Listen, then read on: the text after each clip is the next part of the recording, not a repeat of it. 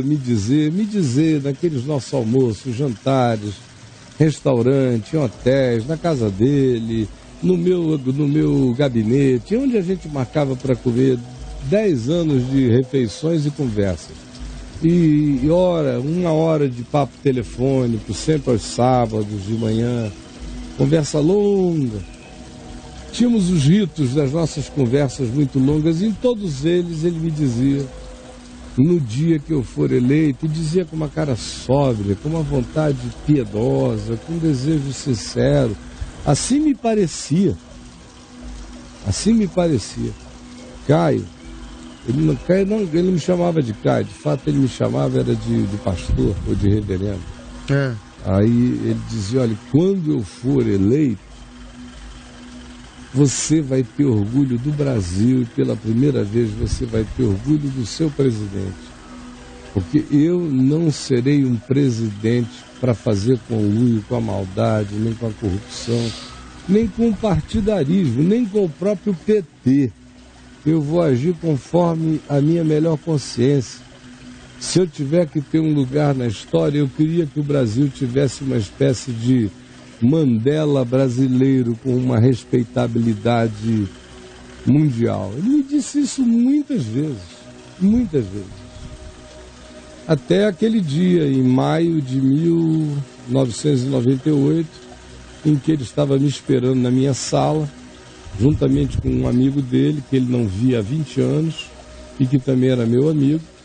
Se encontraram por coincidência lá, ou coincidência nem tanto, o cara sabia que ele ia estar comigo, foi lá para pegar uma carona e dizer algumas coisas, e eu não sabia.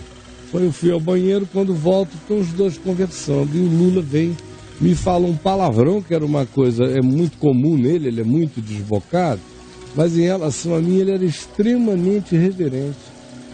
Soltou um palavrão do caramba, disse que precisava do tal do dossiê contra o PSDB que estava lá em Miami, que o amigo dele disse que eu era o homem que tinha credibilidade para conseguir, e ato contínuo disse, pelo amor de Deus, eu tenho 35 milhões de dólares para internar no Brasil, que o Gaddafi quer me doar e eu não tenho quem traga o dinheiro para dentro.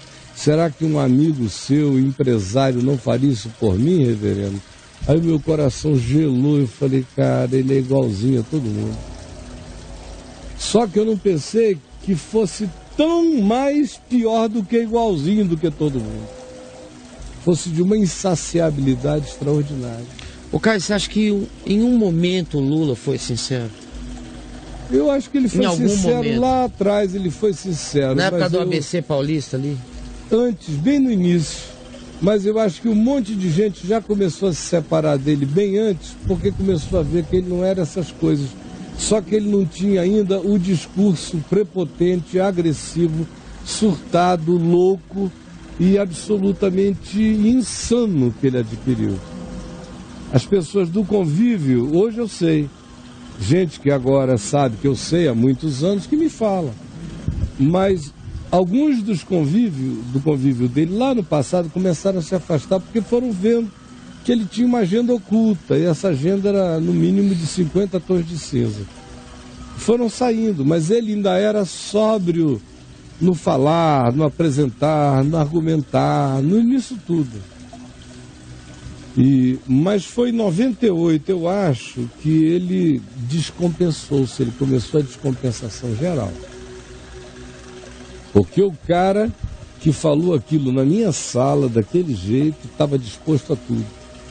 E depois o cara que me pediu perdão quando falou uma mentira a meu respeito, 2 meses depois, num programa de rádio, dizendo que tudo aquilo ali tinha sido, 2 meses depois não, alguns meses depois, tinha sido uma construção, uma criação, uma invenção minha, que ele sabia que não, e eu fiquei furioso quando eu soube. Aí estampou lá nos jornais do Rio, primeira página, aquela coisa. Eu fiquei de novo furioso com ele. Liguei para a casa dele, a Marisa atendeu, trocou de número, Caio, me deu o número novo, liguei para ele, ele atendeu, falei, olha, você é um sem caráter, Lula. Você é um macunaíma, para não te dizer qualquer outra coisa horrível. Como é que você que sabe disso mente desse jeito? Aí diz, não, é que eu fui apanhado de surpresa e para eu não me incriminar, o primeiro nome que me veio à cabeça foi você. Ele falou isso? Para mim. Para mim. E ainda disse, por favor, desliga, eu te ligo de um outro número porque isso não é seguro. Eu não devia nem ter dito o que eu falei.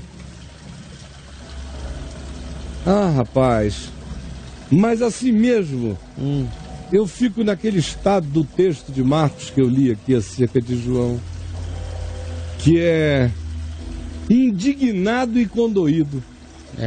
Indignado e condoído, porque dá uma indignação de ver o que ele fez contra o país, contra ele mesmo, contra a família dele, contra tudo.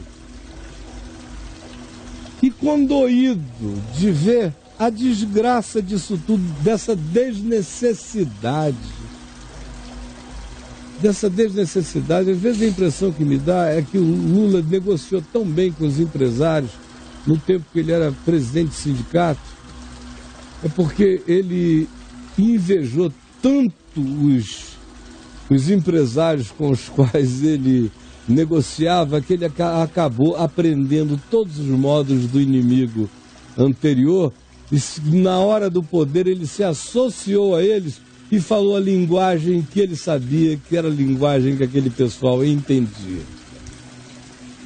Por isso ele se tornou também uma espécie de papa de um grupo expressivíssimo das maiores fortunas empreendedoras do país.